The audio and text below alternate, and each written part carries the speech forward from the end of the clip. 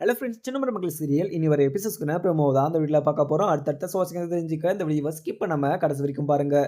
என்னதான் இருந்தாலும் ராஜாங்கம் வந்து அந்த செலவில் பாதியை தமிழ்ச்செல்வி ஏற்றுக்க சொன்னாலையும் கண்டிப்பாக அங்கே அந்த ராஜாங்கத்துக்கு மனசே கேட்காம கண்டிப்பாக நம்ம தமிழ்ச்செல்விக்கு ஹெல்ப் பண்ணி ஆகணும் அப்படின்னு சொல்லிட்டு தமிழ்ச்செல்விக்கு எவ்வளோ அமௌண்ட் நாம் கொடுக்க சொல்கிறோமோ அந்த தொகையை நாம்ளே தமிழ்ச்செல்விக்கு கொடுத்துடணும் அப்படின்னு சொல்லிட்டு ராஜாங்கமும் முடிவு பண்ணுறாங்க. அது மட்டும் இல்லாமல் எங்கள் வசந்தியுமே தமிழ்ச்செல்விக்கிட்ட, இங்கே பார் தமிழ்ச்செல்வி, நம்ம எப்படி அந்த அமௌண்ட்டை நம்ம கொடுக்க போகிறோம், அங்கே பெரிய வீட்டில் எவ்வளோ பெருசாக நடத்துவாங்க அப்படின்னு சொல்லிட்டு உனக்கே நல்லாவே தெரியும். பிரம்மாண்டமாக அந்த நடத்துகிற விழாவில் நம்மளால் அந்த அமௌண்ட்டை கொடுக்க முடியுமா? எதுக்காக அந்த பஞ்சாயத்தில் நாங்கள் சரி பங்காக நான் அந்த ஒரு பணத்தை வந்து அவங்களுக்கு நான் கொடுத்துட்றேன் அப்படின்னு சொல்லிட்டு வாக்கு நீ கொடுத்த, அப்படி ஒரு வாக்கை நீ கொடுத்துடவே கூடாது தமிழ்ச்செல்வி அப்படின்னு சொல்லிட்டு வசந்தி வந்து சொல்லவும் உடனே தமிழ்ச்செல்வியும், அம்மா என்னம்மா பேசிக்கிட்டு இருக்கீங்க, நம்ம கௌரவத்துக்கு எதனா களங்கம் ஏற்பட்டுச்சுன்னா அதுக்கு நான் எந்த எல்லைக்குனாலும் போவேன், அந்த பணத்தை பற்றி நீங்கள் கவலையே படாதீங்க, அந்த பணத்தை நான் எப்படி கொடுக்கணும் அப்படின்னு சொல்லிட்டு எனக்கு நல்லாவே தெரியும் அப்படின்னு சொல்லிட்டு அங்கே இருக்கிற தமிழ்ச்செல்வி சொல்லிடவும் உடனே ராஜாங்கமும் தமிழ்ச்செல்வியை மீட் பண்ணி அந்த பணத்தை கொடுக்கணும் அப்படின்னு சொல்லிட்டு கருப்பையுமே கூட்டிக்கிட்டு தமிழ்ச்செல்வியோட வீட்டுக்குமே வந்துக்கிட்டு இருக்காங்க. அது மட்டும் இல்லாமல் இங்கே செல்லப்பாண்டியும் தமிழ்ச்செல்வி கிட்ட போயிட்டு அங்கே தமிழ், என்னதான் இருந்தாலையும் நீ இப்படி ஒரு வாக்கை அங்கே கொடுத்துருக்கக்கூடாது. ஏன்னா எனக்கு ரொம்பவே வருத்தமாகவும் இருக்குது. இங்கே என்னதான் இருந்தாலும் உன்னுடைய உன்னுடைய மாமனார் வந்து ரொம்பவே கஷ்டப்பட்டு போனார். அவருடைய முகத்தை நான் நல்லாவே பார்த்தேன். அவர் இப்படி கஷ்டப்பட்டு போனதை நான் எப்போவுமே பார்த்ததே கிடையாது. அந்த ஊர் முன்னாடி நீ வந்து அந்த செலவை நான் பாதி கொடுத்துருவேன் அப்படின்னு சொல்லிட்டு நீ சொன்னதும் அங்கே அவருக்கு ரொம்பவே கஷ்டமாயிடுச்சு. நீ இப்படி ஒரு வார்த்தையை என்ன இருந்தாலும் நீ சொல்லியிருக்கக்கூடாது. என்னதான் இருந்தாலும் நீ அந்த பணத்தை பாதி கொடுக்குறதா இருந்தால் கூட நீ ஃபோன் மூலியமா அந்த ஒரு விஷயத்த நீ சொல்லியிருக்கணும் அப்படின்னு சொல்லிட்டு அங்கே இருக்கிற செல்லப்பாண்டியுமே சொல்லியிருப்பாங்க. இதை கேட்ட அங்கே இருக்கிற தமிழ்ச்செல்வியும், அப்பா என்னப்பா இங்கே நம்ம எல்லா விஷயத்தையுமே பேசிட்டு வீட்டுக்கு வந்து நம்ம அந்த மாதிரி ஒரு விஷயத்த மாற்றி பேசினா கண்டிப்பாக அவங்க வந்து இதுக்கு ஒத்து வர மாட்டாங்க. அதனால தான் நாங்கள் பஞ்சாயத்து முன்னாடியே இந்த ஒரு வார்த்தையை அங்கே நான் எல்லார் முன்னாடி சொன்னேன். இந்த ஒரு வார்த்தையில் எந்த ஒரு தப்பும் இருக்கிற மாதிரி எனக்கு தெரியலப்பா. அது மட்டும் இல்லாமல் நீங்கள் எதுவுமே பேசாமல் இருந்தால் எனக்கு அதுவே போதும். என்னுடைய மனசு எவ்வளோ கஷ்டப்பட்டுக்கிட்டு இருக்குன்னு சொல்லிட்டு எனக்கு மட்டும்தான் தெரியும். அது மட்டும் இல்லாமல் எங்கள் அழகரோ மீனாட்சியோ 2 பேருமே என்ன அம்மானு கூப்பிடாம என்ன ரொம்பவே கஷ்டப்படுத்துகிறாங்க. இங்கே வெளியில் இருக்க ஆட்கள் தான் என்ன கஷ்டப்படுத்துகிறாங்கன்னா என்னுடைய குழந்தைகளும் என்ன கஷ்டப்படுத்திக்கிட்டு இருக்கு. இந்த ஒரு விஷயத்தில் எனக்கு என்னதான் முடிவு எடுக்கிறதுன்னு சொல்லிட்டு எனக்கு ஒன்றுமே புரியல அப்படின்னு மாதிரியுமே அங்கே இருக்க தமிழ்ச்செல்வி வந்து செல்லப்பாண்டி கிட்ட சொல்லிடவும் உடனே இங்கே ராஜாங்கமும் அங்கே தமிழ்ச்செல்வியுடைய வீட்டுக்கு வந்துமே சேர்ந்துடுறாங்க. வந்த உடனே வெளியே வந்து அங்கே தனமும் இருக்காங்க. தனமும் வந்து அங்கே ராஜாங்கத்தை பார்த்த உடனே அங்கே அக்கா அக்கா அப்படின்னு சொல்லிட்டு உள்ளே ஓடி வந்து தமிழ்ச்செல்வி கிட்ட, அக்கா இங்கே ராஜாங்க மாமா வந்திருக்காருக்கா, எதுக்கு வந்திருக்காருன்னு சொல்லிட்டு தெரியல அப்படின்னு சொல்லிட்டு அங்கே இருக்கிற தனம் சொல்லவும் உடனே அங்கே தமிழ்ச்செல்வியும், என்ன சொல்கிறதனோ எதுக்காக இங்கே ராஜாங்க மாமா இங்கே வந்திருக்காங்க, இங்கே எல்லாமே பேசி முடிஞ்சிருச்சு, இதுக்கு மேலே அவருக்கு என்ன வேண்டிய கிடக்கு அப்படின்னு சொல்லிட்டு அங்கே இருக்கிற தனத்துக்கிட்ட தமிழ்ச்செல்வி சொல்லவும் உடனே தமிழ்ச்செல்வி சொன்னதை கேட்டதும் தனமும், அக்கா எனக்கு என்னக்கா தெரியும், நானும் உன்ன மாதிரி தான் இந்த வீட்டில் இருக்கேன், எனக்கு அவர் என்ன காரணத்தோடு வந்திருக்காருன்னு சொல்லிட்டு எனக்கு என்ன தெரியும், வாங்கக்கா போய் கேட்டு பார்க்கலாம் அப்படின்னு சொல்லிட்டு அங்கே இருக்கிற தமிழ்ச்செல்வியை வந்து தனமும் கூட்டிகிட்டு போகிறாங்க. அதுக்கப்புறம் என்ன செல்லப்பாண்டியும் அங்கே இருக்கிற வசந்தியும் 2 பேரும் பார்த்த உடனே வாங்க வாங்கன்னு சொல்லிட்டு உள்ளேயுமே கூட்டிகிட்டு போயிட்டு உட்கார வைக்கிறாங்க. தமிழ்ச்செல்வி கோவத்தோடு குழந்தைய வச்சுக்கிட்டு நின்றுக்கிட்டு இருக்க. அதுக்கப்புறம் கூடவே இங்கே ராஜாங்க எங்கே தான் போகிறாங்க அப்படின்னு சொல்லிட்டு ஈஸ்வரியுமே பின்னாடியே ஃபாலோ பண்ணிட்டு வந்திருப்பாங்க. ஏன்னா அங்கே ஈஸ்வரிக்கு தமிழ்ச்செல்வி நல்லா இருக்கிறது கொஞ்சம் கூட பிடிக்காது அப்படின்றதுனால, அது மட்டும் இல்லாமல் எல்லா செலவையுமே நானே பார்த்துக்கிறேன், அதுவும் இல்லாமல் எல்லா பொறுப்பையுமே நானே ஏற்றுக்கிறேன் அப்படின்னு சொல்லிட்டு ஈஸ்வரி சொல்லியிருப்பாங்க. அது என்ன காரணம் அப்படின்னு சொல்லிட்டு பார்த்தீங்கன்னா, தமிழ்ச்செல்வி மேலே ஒரு பெரிய செலவை நம்ம பாதிக்கு பாதி பண்ணுறோம் அப்படின்னு சொல்லிட்டு எங்கள் தமிழ்ச்செல்வி ஓகே சொன்னதுனால தமிழ்ச்செல்வி கொடுக்க முடியாத ஒரு தொகையை நம்ம சொல்லணும் அப்படின்னு சொல்லிட்டு அவங்க இருக்கிற ஈஸ்வரியுமே நினச்சிருப்பாங்க. அதனால இங்கே ராஜாங்கம் இப்போ நம்ம ராஜாங்கத்தை கொஞ்சம் ஃபாலோ பண்ணிக்கிட்டே இருக்கணும். ஆமாம், என்ன இருந்தாலும் இவர் வந்து கொஞ்சம் டிஃப்ரெண்ட்டான ஒரு ஆளுமே. ஏன்னா தமிழ்ச்செல்வி கஷ்டப்படணும் அப்படின்னு சொல்லிட்டு நினச்சாவே இவருடைய மனசு கஷ்டப்படும். அதனால் இங்கே தமிழ்ச்செல்வியுடைய வீட்டுக்கு போனாலுமே போயிருக்கலாம் அப்படின்னு சொல்லிட்டு ஈஸ்வரியுமே அங்க இருக்கிற ராஜாங்கத்த ஃபாலோ பண்ணிக்கிட்டே வந்திருப்பாங்க. உடனே அங்க கேட்டுக்கு வெளிய நின்டுகிட்டு பார்த்துக்கிட்டு இருக்காங்க. அது மட்டும் இல்லாம ராஜாங்கம் உள்ள வந்ததும், "என்னம்மா நல்லா இருக்கீங்களா? எனக்கு உங்கள பார்க்கணும், உங்கள பேசணும்" அப்படின்னு சொல்லிட்டு ஆசை தான். ஆனா, இங்க சந்தர்ப்ப சூழ்நிலை, இங்க பஞ்சாயத்துல பிராது குடுத்து அங்க போய் பார்க்க வேண்டியதா இருக்கு. என்னதான் இருந்தாலும் நான் அப்பப்ப உங்கள வந்து பார்த்துட்டு போணும் அப்படின்னு சொல்லிட்டு எனக்கு ஆசை தான். ஆனா, எனக்கு நீங்க அந்த வீட்ல இல்லாதது எனக்கு ரொம்பவே கஷ்டமா தான் இருக்கு. அது மட்டும் இல்லாம ஏகப்பட்ட பிரச்சனை நடந்து அங்கங்க ஒவ்வொருத்தர் வந்து செதஞ்சு கிடக்குறாங்க. இதெல்லாம் பார்க்குறபோது என்னால நிம்மதியா இருக்கவே முடியலம்மா அப்படின்னு சொல்லிட்டு அங்க இருக்கிற அப்பத்தா கிட்ட வந்து சொல்லிடுறாங்க எங்க ராஜாங்கமும். உடனே அங்க ராஜாங்கத்த பார்த்து அப்பத்தாவும், "ராசாங்கம் எதுக்குப்பா ராசாங்கம் அதெல்லாம் பேசிக்கிட்டு இருக்க? எதுக்காக இங்க வந்தப்பா ராசாங்கம்?" அப்படின்னு சொல்லிட்டு சொல்லவும், "அது ஒண்ணும் இல்ல அப்பத்தா. இங்க காது குத்து ஃபங்ஷன்ல எவ்ளோ செலவாகுதோ, அதுல பாதியே இங்க தமிழ்ச்செல்வி குடுக்குறேன்" அப்படின்னு சொல்லிட்டு வேற வாக்கு அங்க பஞ்சாயத்துல குடுத்தா. ஆனா, அது எனக்கு வந்து கொஞ்சம் கூட அதுல வந்து உடன்பாடே கிடையாது. அது மட்டும் இல்லாம தமிழ்ச்செல்விக்கு இதுல உடன்பாடே இருந்தாலும், கண்டிப்பா அந்த தொகைய குடுக்க முடியாது. அதனால ஏன்னா கண்டிப்பா அவளால குடுக்க முடியாதுன்னா எதுக்காக அப்படி நான் சொல்றேன்னா, எங்க எல்லா பொறுப்பையுமே எங்க ஈஸ்வரி வந்து ஏத்துக்கிட்டு இருந்திருக்கா.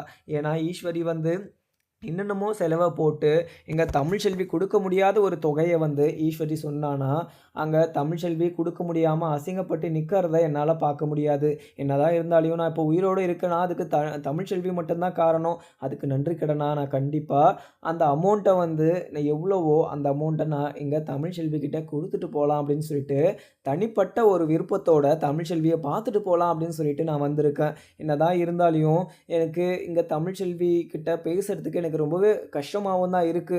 ஏன்னா, அங்க தமிழ்ச்செல்விய சந்தேகப்பட்டு அந்த வீட்ட விட்டு நான் அனுப்பிச்சிருக்க கூடாது. ஏன்னா, அந்த விஷயத்துல வந்து எனக்கு என்னதான் முடிவெடுக்கிறதுன்னு சொல்லிட்டு தெரியல. ஏன்னா, அங்க சேது வந்து தமிழ்ச்செல்வி அந்த வீட்டுக்குள்ளேயே இருக்கக்கூடாது அப்படின்னு சொல்லிட்டு சேது சொன்னதுனால என்னால மறுபேச்சு பேச முடியல. ஏன்னா, வாழப் போறவன் அவன் அவன் என்ன முடிவெடுக்கிறானோ, அத முடிவு பண்ணி தான் நானுமே இங்க டிசைட் பண்ண முடியும். அதனால தான் அவனுடைய முடிவ அவன் கையிலேயே நான் விட்டுட்டேன். அது மட்டும் இல்லாம அவனுக்கு கல்யாணமும் வேணும் அப்படின்னு சொல்லிட்டு அவன் சொல்லலனாலும் சின்னம்மா அங்க ஈஸ்வரி எல்லாம் சேர்ந்துக்கிட்டு எங்க சேதுக்கு இன்னொரு துணைய வந்து நம்ம கல்யாணம் பண்ணி வைக்கணும் அப்படின்னு சொல்லிட்டு ஐஸ்வர்யாவ புடிச்சு கல்யாணம் பண்ணி வச்சுட்டாங்க. அதெல்லாம் நினைக்கிறபோது மிகப்பெரிய ஒரு கஷ்டமா தான் இருக்கு. முடிஞ்சு போன விஷயத்த பேசி எந்த ஒரு யூஸுமே கிடையாது. ஆனா நான் வந்த விஷயத்த டைரக்ட்டா சொல்லிடுறேன். தமிழ்ச்செல்வி எங்க இருக்கா அப்படின்னு சொல்லிட்டு தமிழ்ச்செல்விய வந்து அப்பத்தாவ கூப்பிட சொல்றாங்க. உடனே தமிழ்ச்செல்வி அங்க அங்க வந்து நிக்கவும், உடனே ராஜாங்கமும், "இங்க பாரு தமிழ்ச்செல்வி, என்ன மன்னிச்சுக்கோ. இப்ப நான் உன்னுடைய பேச்ச மீறி நான் இந்த விஷயம் பண்றேன்னு சொல்லிட்டு என்ன தப்பா நெனச்சுக்காத. தனிப்பட்ட ஒரு விருப்பத்தினால என்னுடைய மருமகளா நான் வந்து உன்ன இல்ல என்னுடைய மகளா நெனச்சு, உனக்கு நான் இந்த ஒரு உதவிய செய்றேன். இந்த உதவிய மட்டும் நீ மறுக்காம நீ ஏத்துக்கிட்டனா எனக்கு சந்தோஷமா இருக்கும். என்னதான் இருந்தாலும் என்னுடைய அம்மாவ நான் மறந்து பிரிஞ்சு ரொம்ப நாள் வந்து கஷ்டப்பட்டுக்கிட்டு இருக்கேன். ஆனா, அம்மா வந்து "உன்ன தான் புடிக்கும். நான் உன் கூட தான் சேர்ந்து வாழணும். ஏன்னா, நீ அந்த வீட்டுக்குள்ள இருந்தா தான் அந்த வீட்டுக்குள்ள நான் இருப்பேன்" அப்படின்னு சொல்லிட்டு, அம்மாவுமே அந்த வீட்ட விட்டு வந்துட்டாங்க. வந்ததுலருந்து இன்னை வரைக்கும் அந்த வீட்டு சைடும் வர்றது கிடையாது. என்கிட்ட வந்து பேசுறதுமே கிடையாது. அப்படி இருக்கிறப்போ எனக்கு நெறையவே கஷ்டங்கள் இருக்கு. ஆனா, இந்த காது குத்து விழா வந்து என்னுடைய பேரன்மார்களுக்கு நான் என்னுடைய செலவுல நான் காது குத்து வைக்கணும் அப்படின்னு சொல்லிட்டு நான் ஆசைப்படுறேன். என்னுடைய ஆசைய தமிழு நீ நிறைவேத்தணும் தமிழு. அதனால இந்த அமௌண்ட்ட நீ குடுக்குற மாரியே அங்க எவ்வளோ பாதி சொல்றாங்களோ, அந்த அமௌண்ட்ட நீ குடுக்குற மாரி அந்த அமௌண்ட்ட குடுத்துரு தமிழு அப்படின்னு சொல்லிட்டு அங்க இருக்கிற ராஜாங்கம் சொல்லவும், இத கேட்ட தமிழ்ச்செல்வியும் அங்க முழிச்சுக்கிட்டே, "எனக்கு இந்த பணம் எனக்கு வேணவே வேணாமாமா. என்னுடைய சொந்த காசுலயே நான் இந்த பணத்த நான் குடுத்துக்கிறேன். அது மட்டும் இல்லாம எனக்கு சுயமா என்னுடைய செலவ என்னால பார்த்துக்க முடியும். நீங்க குடுத்து தான் என்னால பார்த்துக்கணும்." அப்படின்னு சொல்லிட்டு எனக்கு எந்த ஒரு இதுவுமே கிடையாது. ஏன்னா, அந்த வீட்டு மேல வச்ச எவ்வளவோ நம்பிக்கை, பாசம்ன்னு சொல்லிட்டு எல்லாமே சுக்கு நூறா நீங்க உடைச்சுட்டீங்க. இதுக்கு மேலேயுமே அந்த வீட்ட நம்ப போறதும் கிடையாது. அந்த வீட்டு மேல பாசம் வைக்கிறதுமே கிடையாது. ஏன்னா, அந்த வீட்டுக்காக நான் எவ்வளவோ கஷ்டப்பட்டுருக்கேன் அப்படின்னு சொல்லிட்டு நான் உங்ககிட்ட சொல்லியெல்லாம் காமிக்க மாட்டேன். ஆனா, நான் கஷ்டப்பட்டுருக்கேன். அந்த ஒரு விஷயத்த நான் சொல்லி தான் உங்களுக்கு தெரியணும் அப்படின்னு சொல்லிட்டு, இல்ல அது சொல்லாமலே உங்களுக்கே நல்லாவே தெரியும். ஆனா, எனக்கு ரொம்பவே கஷ்டமா இருக்கு அப்படின்னு சொல்லிட்டு ஒரு விஷயம்னா, நீங்க என்ன புரிஞ்சுக்காம அந்த வீட்ட விட்டு துரத்துனம்போது, நீங்க எதுவுமே சொல்லாம இருந்தது தான் எனக்கு ரொம்பவே கஷ்டமாவும் இருந்துச்சு. ஏன்னா, அந்த வீட்டுக்குள்ள நான் எவ்வளவோ முயற்சி பண்ணேன். என் மேல எந்த ஒரு தப்பும் கிடையாது. நான் எந்த ஒரு தப்புமே செய்யல அப்படின்னு சொல்லிட்டு. ஆனா, அந்த வீட்டுக்குள்ள அது சேது மாமா என்னுடைய சே மாமா சேது மாமா வந்து என் மேல பாசம் வச்சுக்கிட்டு, கடைசி வரைக்கும் நான் உன்ன விட்டு பிரிய மாட்டேன். உன்ன இந்த வீட்ட விட்டு நான் துரத்த மாட்டேன் அப்படின்னு சொல்லிட்டு சொல்லிட்டு இருந்தவரே, ஈஸ்வரியோடைய பேச்ச கேட்டுக்கிட்டு என்ன அந்த வீட்ட விட்டு துரத்துனாங்க. அப்படி இருக்கிறப்போ கூட அந்த கஷ்டத்த பல்ல கடிச்சுக்கிட்டு நானுமே அத ஏத்துக்கிட்டேன். ஏத்துக்கிட்டாலியும் ஆனா நான் செய்யாத தப்புக்கு தண்டனை அனுபவிச்சுக்கிட்டு இருக்கேன் அப்படின்னு சொல்லிட்டு நெனைக்கிறம்போது எனக்கு ரொம்பவே கஷ்டமா தான் இருக்கு அப்படின்னு சொல்லிட்டு அங்க இருக்கிற தமிழ் செல்வியும் ராஜாங்கத்துக்கிட்ட சொல்லிடவும், ராஜாங்கம் வந்து இத கேட்ட உடனே தமிழு, "என்ன தமிழு சொல்லிக்கிட்டு இருக்க? நீ அந்த ஒரு விஷயத்தெல்லாம் விட்டு தள்ளு தமிழு.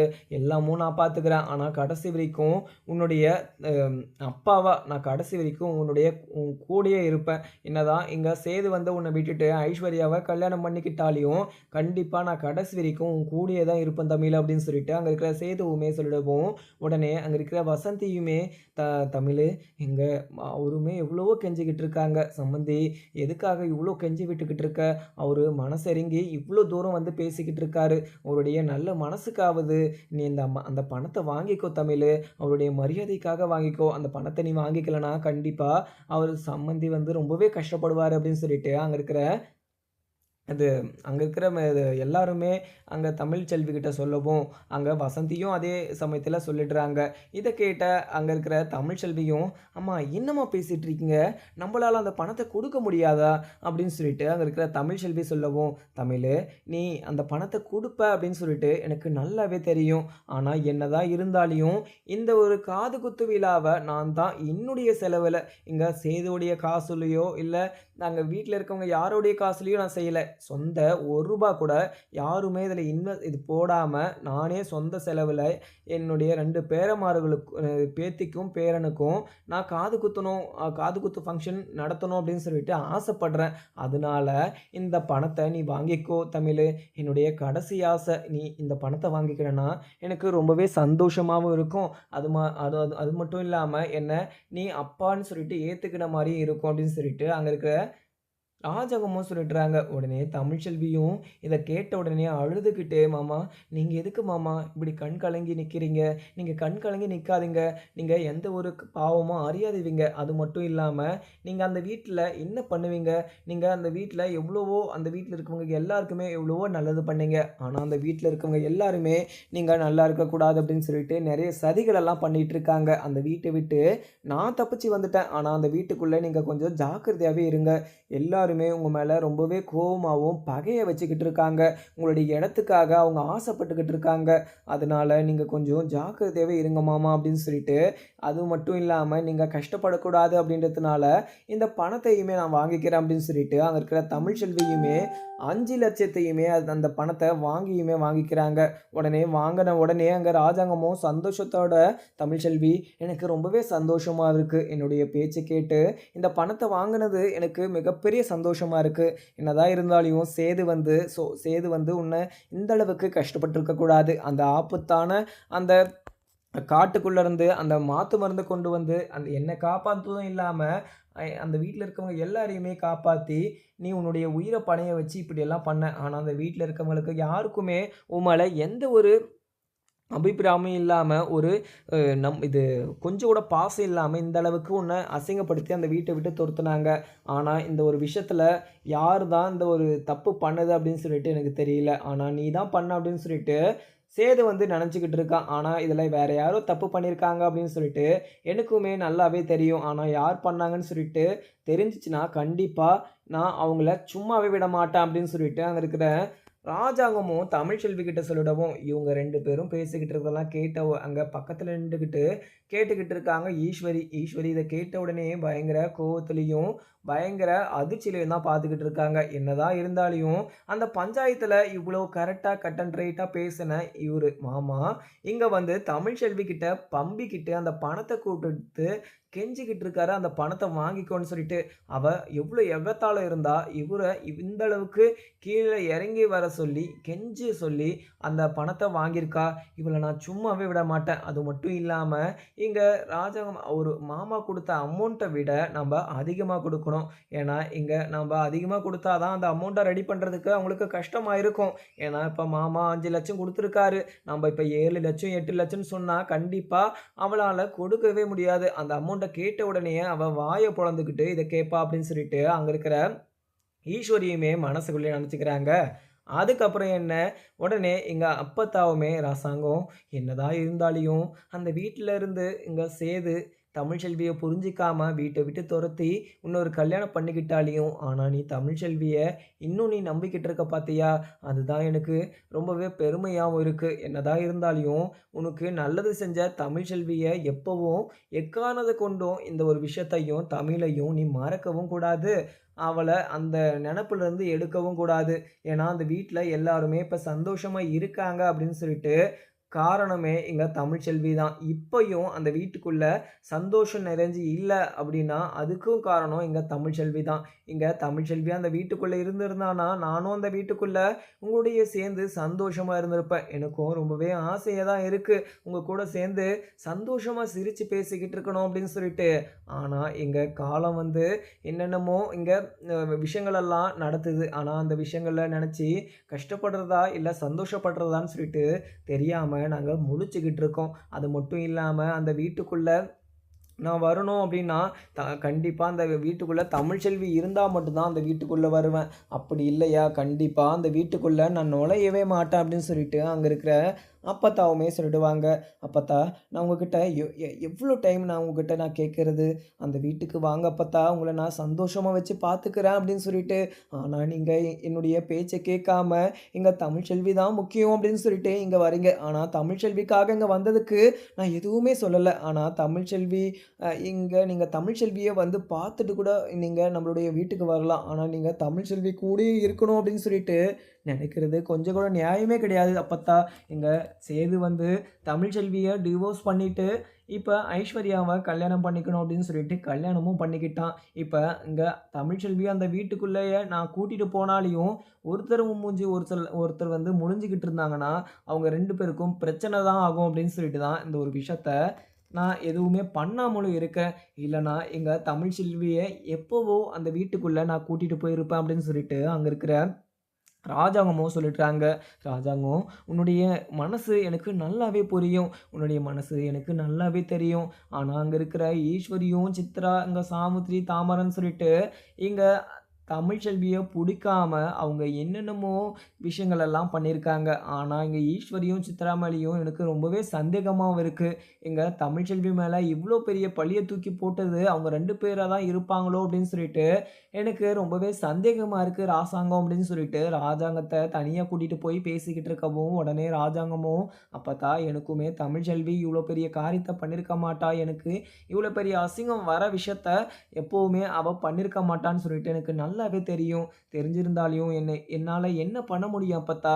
என்னால எதுவுமே பண்ண முடியாது. அதனால தான் இப்ப என்னால முடிஞ்ச ஒரு சின்ன உதவிய தமிழ்ச்செல்விக்கு செய்யணும் அப்படின்னு சொல்லிட்டு ஆசைப்பட்டு, அவளுக்கு நான் இந்த பணத்தையுமே கொண்டு வந்து குடுக்கலாம் அப்படின்னு சொல்லிட்டு முடிவெடுத்து இந்த வீட்டுக்குள்ள வந்தேன். ஆனா, என்னுடைய மனச கஷ்டப்படுத்தாம தமிழ்ச்செல்வியும் அந்த பணத்த வாங்கி என்னுடைய மனச குளிர வச்சுட்டா அப்படின்னு சொல்லிட்டு, அங்க இருக்கிற ராசாங்கமும் சொல்லிடவும், இதெல்லாம் கேட்ட ஈஸ்வரியும் பயங்கர கோவத்தோட இந்த விஷயத்த வச்சு நம்ப பெரிய பிரச்சனையா ஆக்கணும் அப்படின்னு சொல்லிட்டு, உடனே ஈஸ்வரியும் அங்க நம்ம போய் சேதுகிட்ட இந்த விஷயத்த சொல்லியே ஆகணும் அப்படின்னு சொல்லிட்டு, உடனே சேதுகிட்ட போய், "இங்க பாருப்பா சேது, உங்க அப்பா நம்மகிட்ட எவ்வளவோ விஷயங்கள மறைச்சிருக்காங்க.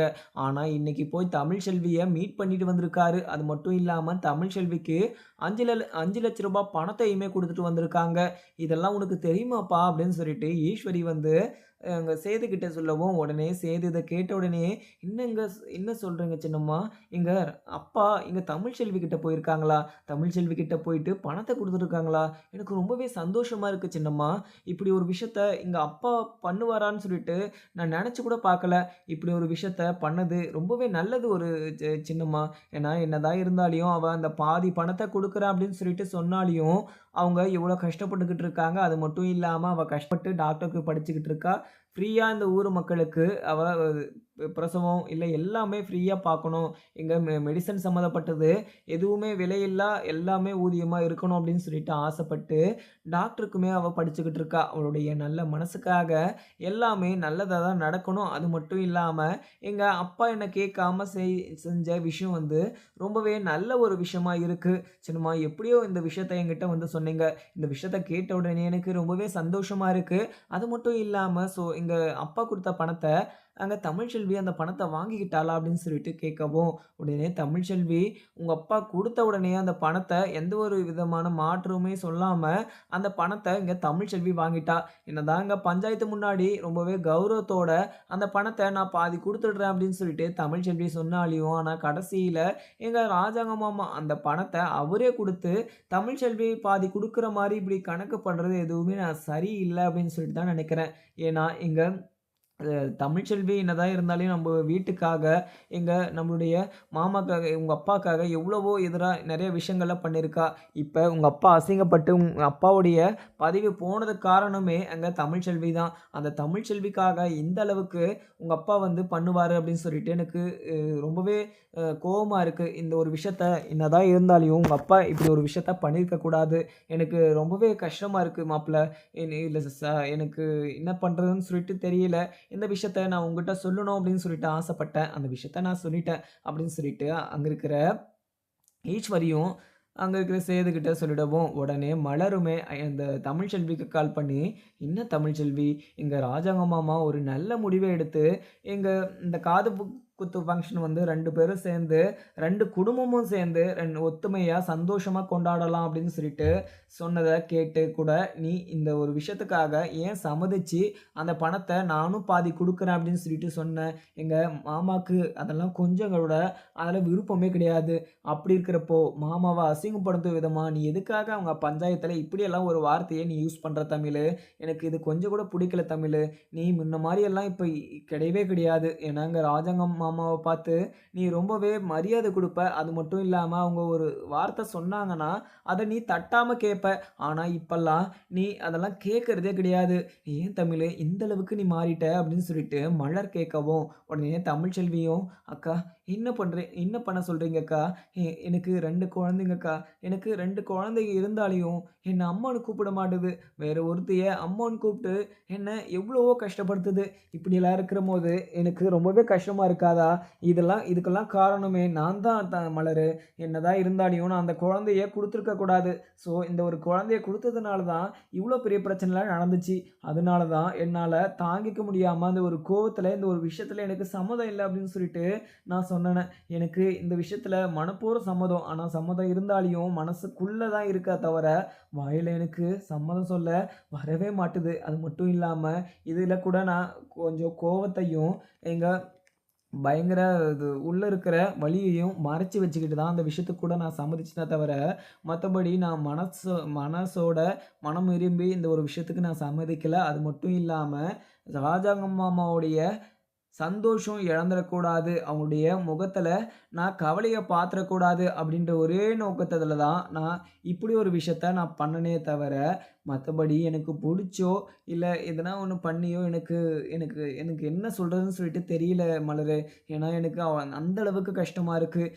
எனக்கு என்னுடைய குழந்தை அம்மான்னு கூப்பிட்டா எனக்கு சந்தோஷமா தான் இருக்கும். எனக்கு மீனாட்சி மட்டும் என்ன அம்மான்னு கூப்பிட்டா எனக்கு அதுவே போதும். ஏன்னா அழகர் வந்து அங்க தானே இருக்கான். அங்க இருக்கிற அழகர வந்து நல்லா பார்த்துக்கணும் அப்படின்னு சொல்லிட்டு, ஐஸ்வர்யாவுமே நல்லா விளையாடிக்கிட்டு, அழகர பார்த்துக்கிட்டு இருப்பா. எங்க ஐஸ்வர்யாவ அம்மான்னு சொல்றது ஒரு நியாயமா இருக்கலாம். ஆனா இந்த வீட்டுக்குள்ள இருந்ததிலிருந்து நான் எங்க மீனாட்சிக்கு இதுதான் உங்க அப்பான்னு சொல்லிட்டு, என்னதான் அவங்க இவங்க அப்பா மேல நான் கோவமா இருந்தாலும், இதுதான் உங்க அப்பான்னு சொல்லிட்டு நான் சொல்லி வளர்த்துருக்கேன். ஆனா, அவங்க நான் தான் அம்மான்னு சொல்லிட்டு சொல்லாம வளர்த்துட்டு, என்ன இந்த அளவுக்கு அவங்க கஷ்டப்படுத்தும்போது, அதனால தான் எந்த ஒரு ஃபங்ஷன்லயும் நான் கலந்துக்க கூடாது அப்படின்னு சொல்லிட்டு, நான் முடிவு பண்ணனே தவிர, மத்தபடி அவங்கள அசிங்கப்படுத்தணும், ஊர் முன்னாடி நிக்க வச்சு அப்படின்னு சொல்லிட்டு, நான் ஒருபோதுமே நான் யோசிச்சதும் கிடையாது. ஏன்னா, அன்னையிலிருந்து இப்ப வரைக்கும் என்னால அத மனச தேத்திக்கவே முடியல. ஏன்னா, எனக்கு அந்த அளவுக்கு கஷ்டமாவும், அந்த அளவுக்கு கோவமாவும் இருக்கு. ஏன்னா, நான் யாருக்கும் எந்த ஒரு தீங்கும் செய்யாதவன், எந்த ஒரு தப்பும் செய்யாத, அறியாத ஒரு அப்பாவி. இப்படி இருக்கிறப்போ, என்ன இந்த அளவுக்கு மாட்டி வதச்சீங்கன்னா, நான் எந்த அளவுக்கு கஷ்டப்படுவேன்னு சொல்லிட்டு உங்களுக்கே நல்லாவே தெரியும். ஆனா, நீங்க என்னென்ன பண்றீங்களோ பண்ணுங்க. ஆனா, அதெல்லாம் நான் அக்செப்ட் பண்ணிக்கிட்டே தான் இருப்பேன். கடைசி வரைக்கும் இங்க விட்டு குடுத்தவங்க வந்து எப்பவுமே கெட்டு போக மாட்டாங்க அப்படின்னு சொல்லிட்டு, அந்த காலத்திலேயே கவிதையெல்லாம் இருக்கு. இந்த கவிதைய நான் இந்த ஒரு வேர்ட இந்த ஒரு மீனிங்க வச்சுக்கிட்டு தான், நான் எதுவுமே பேசாமலும், எதுவுமே நெனச்சுக்காமலும் நான் அமைதியாவும் இருக்கேன். ஏன்னா, இங்க ராஜங்க மாமாவும் வீட்டுக்குமே வந்துட்டு இருந்தாங்க. யாருக்குமே தெரியாம. எனக்கு 5,00,000 குடுத்துட்டு போனாங்க. தன்னுடைய மகளா இல்ல, மகளா எனக்கு 5,00,000 குடுத்துட்டு போறேன் அப்படின்னு சொல்லிட்டு, நன்கொடையா அவரு வந்து எனக்கு குடுத்துட்டு போறாங்க. நான் சந்தோஷமா இல்ல அப்படின்னு சொல்லிட்டு, அவருக்கு நல்லாவே தெரியும். அது மட்டும் இல்லாம என்னால பணத்த ரெடி பண்ண முடியும். நான் எப்படியோ கடன் வாங்கி அப்படி இப்படின்னு சொல்லிட்டு நான் எப்படியோ பண்ணாலியும், ஆனா மாமாக்கு நான் கஷ்டப்படுறத பார்த்தா புடிக்கிறதில்ல. அதனால தான் என்ன கஷ்டமே படக்கூடாது அப்படின்னுலாம் சொல்லிட்டு இருக்காங்க. ஏன்னா, இங்க மாமா வந்து எனக்கு 5,00,000 குடுத்த உடனே அத வாங்கலாமா வேணாமான்னு சொல்லிட்டு யோசிச்சுக்கிட்டு இருக்கேன். ஆனா ஏற்கனவே ஈஸ்வரி அத்த வந்து 7,00,000 செலவாகும். அதுல 3,00,000 3,50,000 நீங்க தரணும் அப்படின்னு சொல்லிட்டு போயிருந்தாங்க. அந்த அமௌண்ட்ட நான் எப்படி ரெடி பண்றது அப்படின்னு சொல்லிட்டு நானுமே நெனச்சிருந்தேன். ஆனா கடைசியில எங்க மாமா வந்து அந்த பணத்த குடுத்து என்னுடைய மனசுல மிகப்பெரிய ஒரு மரியாதைய அவரு புடிச்சுட்டாரு. ஏற்கனவே அவரு மேல நான் ரொம்பவே மரியாதை குடுப்பேன். ஆனா இப்ப நான் அவரு மேல அ உலகமே அவர்தான் அப்படின்ற நெனைக்கிற அளவுக்கு அவரு ஒரு படி மேல போய் எனக்கு மிகப்பெரிய ஒரு நல்லதையுமே செஞ்சிருக்காங்க. இப்படிலாம் நெனைக்கிறம்போது எனக்கு ரொம்பவே சந்தோஷமா தான் இருக்கு அப்படின்னு சொல்லிட்டு தமிழ் செல்வியும் சொல்லிட்டாங்க. அதுக்கப்புறம் என்னன்னு பார்க்கலாமாங்க. வீடியோ புடிச்சா லைக் பண்ணுங்க. தேங்க்